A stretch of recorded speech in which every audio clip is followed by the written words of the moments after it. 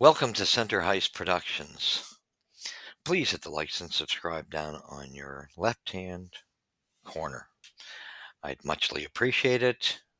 We're trying to grow the channel. Remember, this is we're building a respectful, honest channel with integrity, not a channel that thrives off of gossip and crap stories that are made up of a lot of untruths. That you won't see that here, and you won't see the clickbait that goes with it to draw you in, because they're just trying to get your support to get the coin, and that's all. I want a good community that it's about integrity.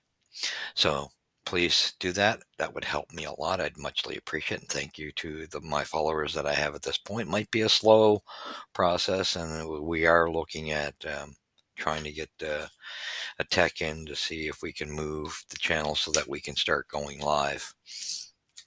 So with that being said, yes, we'll go on. As the title states, now we're projecting the offense of the Montreal Canadiens in the 2024 and 2025 season ahead of us. So with that being said, I did the defense, I did the goaltending, and I did the present and future thoughts of what it would be.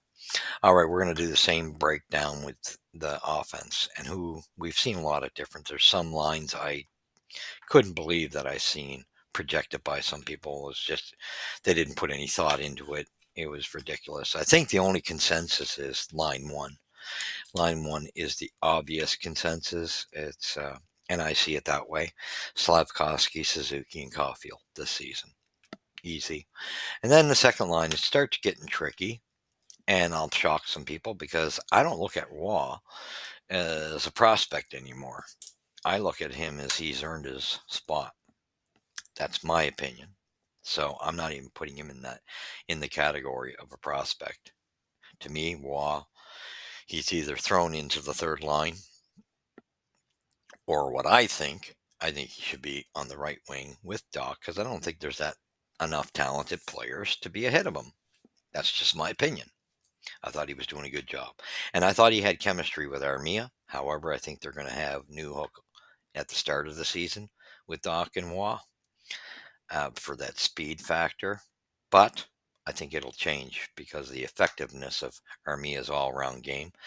And there was a chemistry between him and Waugh. You add Doc to that equation, I think that could be a pretty good line. So line two is, like I said, it's where the things get tricky, and we really could use an outright second liner there. There's no doubt about that. That would make it perfect if we made a trade and got a perfect fit for that. So with that being said, that's my second line: Waugh, Doc, and either Newhook or Armia, and that will start the third line with whoever ends up winning that second line. The other guy we'll just say for now, Armia, Dvorak at center, and Galley on the third line for the time being. Technically, I do see Galley as a fourth liner in the future when the players start coming in, but for now, he's definitely the third line on that side. He's earned it. At least he had a good, healthy season, and he had some production, which was a positive. I think he had a positive season last year. So it'll be, like I said, Armia, Dvorak, Galley for line three. Line four gets trickier. And I know me and Junkie we're always usually on the same page with our thoughts. However, I've changed on one of mine. This is where I differ. I know Junkie is still a huge Pizzetta fan. I'm not there anymore in that group on Pizzetta. Pizzetta is the one guy I'm not the same. I do not have the same feelings for. And my reasoning be, yes, he will. I like the guy, but he's not the player he was 2 seasons ago. And there was a drastic difference if you go back and watch the games. His heart that the effort that he put out. I didn't like his whining either in this season about the taxes. Wasn't classy at all. So didn't expect that from him. However, I give him credit. He's a guy that'll drop the gloves, and he's always been good that way. He'll throw 3 or 4 hits and stand up for his teammates. He doesn't have the talent to stay there. Uh, and nor what he showed me last season, that's why I'm not on his bandwagon anymore, is he doesn't have that same effort he had 2 seasons ago, where he totally super impressed me 2 years ago. Last year, I wasn't impressed whatsoever. I was actually at a point where I didn't understand why they didn't bring up a couple guys from Laval and give them shots. That was my thought. So that, to me, will be an interesting thing. I see Evans and Anderson being a fourth liner. And now, this you're going to say, well, and I guess I do know that they'll, I'm sure, do what I don't want them to do and give, they'll probably move Anderson on the second line at first, too. That could be another thing they try, and I don't like that. He hasn't earned it. And I think he's got to start being, this is where I think Marty's got to grow. He's got to start making Anderson and veterans be accountable. If you're not playing up to par, that's why I got him on, for me, Evans, Anderson, and it's either Pizzetta or a massive group here. I actually see Barre Brule being the guy that beats Pizzetta. And it also kicks in where Harvey Pinard is gone due to injury. And sorry, Harvey, I like the kid. He's got heart, doesn't have the body to go with the heart. Injury prone. And the first year, sorry, it was fluke. Let's be honest. If we're Habs fans, we got to be real. It was a fluke. He got lucky and it clicked with him and Suzuki and Caulfield, him being the benefactor. Couldn't bring the same thing. It wasn't working anymore. And that's because it was really not, it wasn't truly there for him. So, that being said, I do not see, he just kept falling, and injury prone. I don't know where his contract is as far as waiver, if it's waiver exempt. If it's waiver exempt, I think he should have to work his way back to Montreal. If he ever could. I don't think he can. He might be a guy you can plug in when there's injuries. But I honestly think he should have to do the same thing that Jack Ian Barron had to do when he comes back from his injury, because I think he's fairly going to lose his position. And I think Brulet's got the best chance of taking that left side. Now, there could be more movement, as the names I'm going to mention to you. I do see, in the future, I do see Brule and Davidson and Condotta being fill-ins, guys they can plug into when there's injuries. But out of the prospects coming into Habs land, these guys could also make the push too. And don't be shocked, because Kapanen really super impressed me with what he did with his team his last year's season, and in the Worlds he was phenomenal. So I wouldn't be surprised if out of that group, between Kapanen, to me, who stands out, and I'm going to shock some people when I say this, Kapanen and Florian Jacki, to me, after Brule. Brule's got the edge because of experience. But out of guys who are young and going to be on the Habs in the future, it's going to be one of these guys. I don't know if it's going to be this season, but these two, I think, have a good shot. Because Florian's already mentioned he wants to crack the Habs lineup, and he shocked a lot of, I would say, the brass and everybody in the system. He looks like a kid that wants it, and he could easily take that spot, in my opinion, from Pizzetta. He's got way more talent, and he'll be a better enforcer as well, in my opinion. Yeah, he'll have things to learn. And then there's Kapanen. What happens if Kapanen cracks the lineup? That could push things to happen with Dvorak. And because it'll be a Dvorak Evans situation where somebody's going to have to go. Personally, I wish we just find a way to get rid of Anderson. I just don't think it's possible. But I do hope Martin St. Louis wakes up this year and makes his veterans, because he didn't make Anderson was the one that got away with bloody murder, and he gave him what we call favoritism. And then Gallagher was the next guy, but Gallagher did manage to get his game going, had much more effort than Anderson. But he has to make his veterans just as accountable as a youngster. So I think Anderson should be either start the season not on not on the list, out of the lineup or in the fourth line, and he should have to earn his way. That's my opinion, and I see it that way.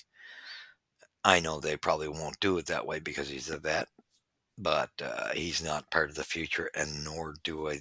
I'm not convinced he'll have a great season. I think you may get much of the same. Just doesn't fit. You can't make a circle fit into a square or a square fit into a circle hole, right? It just doesn't work. And that's what Anderson is with this team.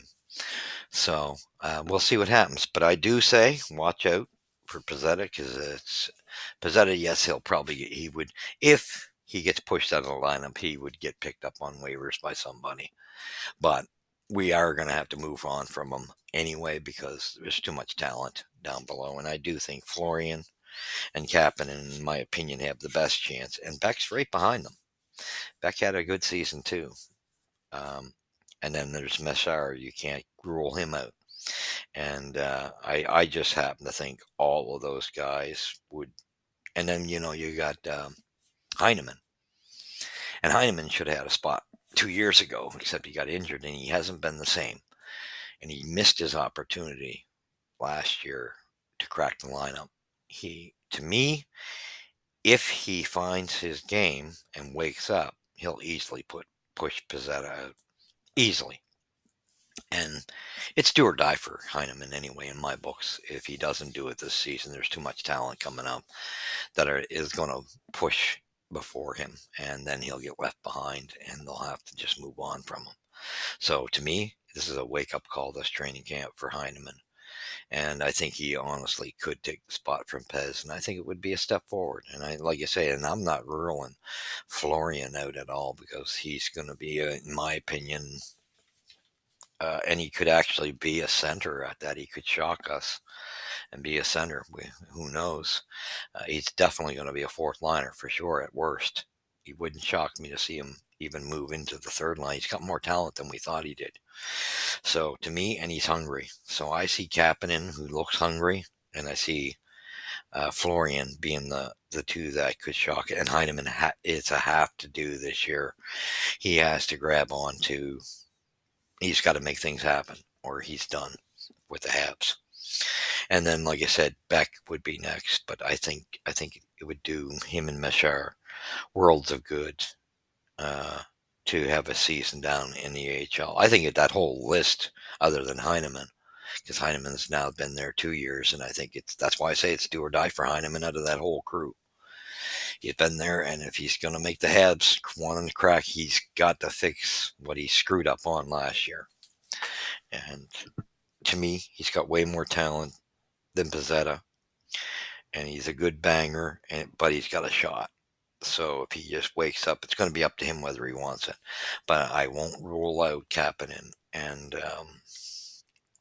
Florian being in that group of possibly making the move too. And like I said, Pinard to me is going to be an AHLer or somebody else that can insulate him in the NHL. Takes a chance on that he's involved in a package. But I think they're wasting a spot there. He's just not big enough, and we got to size up. So with that being said, that kind of now we're going to talk real briefly about the future lines. I think this is probably 2 years' time that things will start to really change, unless Demidov can. I still think a year in the AHL would do him good. However, if he, we'll see what he does next season. But in the future, the lineup I look at it is going to be Slavkovsky, Suzuki, and Demidov. Now that Suzuki thing, that's something for him, and Doc has to have a healthy season, and he's got all the work to do if he wants number one role as a center, because it's Suzuki's right now. Period. Suzuki came a long way. So line one I see is Slav, Suzuki, and Demidov. Line two in the future, I see that becoming Hag, Doc, and Waugh. Now, mind you, that Waugh spot on the right, if the Habs make a trade at the end of this season, which I'm expecting, or they grab somebody in the off season next year, which we're expecting a big splash there, because I don't see them holding on to their draft picks at that point. They're going to have too many guys in the system. But if that be the case, and I do expect, I'm hoping, there's no sense of the Habs making, in my books, a trade for any guys that are down in the bottom six. It's just a waste of time. They can sign a guy right now that's on the list to fill the third and fourth lines better than some of our players that are on the team if they want to do that. But to me, if they're going to make the trade, and I think they will, because I think he's going to reward them like he said he would. And to me, that's going to be, whether it be short term, just to hold the fort until Demidov and Hag make it. That could be the case. Or it could be somebody who's going to be there permanently. We'll see. But I think that trade's going to be made after training camp. I more so see it then because he's going to see where the fight and the battle ended up and then go from there. What he's going to add to give them their gift of where they earned this team to be improved. So and it could be a 2 to 3 players involvement team. Very much, I expect it to be a lot like Petrie's trade. We'll see what happens. And they got so many young defensemen. I hate to say it, they can package a couple of them, and they got guys like Pinard and that are not going to be any, and even Pez if someone's interesting. But you're going to have to move on from Dvorak this year. And if you can find a way to get Anderson gone, that would be great. But that's how I see it. And in the future, yeah, as I was saying, I've seen it as Haig, whether he could him, Doc, and possibly whoever they get, or Waugh on the second line. Then you go third line. I then see it. I'm going to go with Kapanen. Kapanen, who would you go with? I would say Newhook. And let's just throw somebody Mishar in there, and then the fourth line would be Florian Jacki, and he could possibly be the center, and Beck could be the center and Florian be on the left, and then it's just a matter of somebody being on the right, which I don't think they're going to have a problem with the kids they're going to have coming up with Sawyer and guys like that. That'll come up later. So with that being said, that's where I see the projection for where the Habs are headed, their future lines, and like I say, they will have moved on from Galley, Anderson. They'll be gone, and I'm betting, even if Armia could possibly get himself to earn 2 years until they're ready to take that step. But after that 2 years, I think they'll move on from Armia as well, and we'll see if he can continue what he had going, because I think he can actually. And they'll have moved on from Dvorak, which we know is going to be a trade deadline thing for sure. You can see that coming if they can get interest or just throw them in a package. So with that being said, it's going to be an interesting season. I do not see the massive jump that everybody thinks that just because you got Doc, yeah, he might get us up to having our goals for go up. They got to show improvement on the defensive side of things, but they don't have enough offense yet. And unless that big trade, I'm just projecting on what we have right now. And that's before the trade I'm predicting.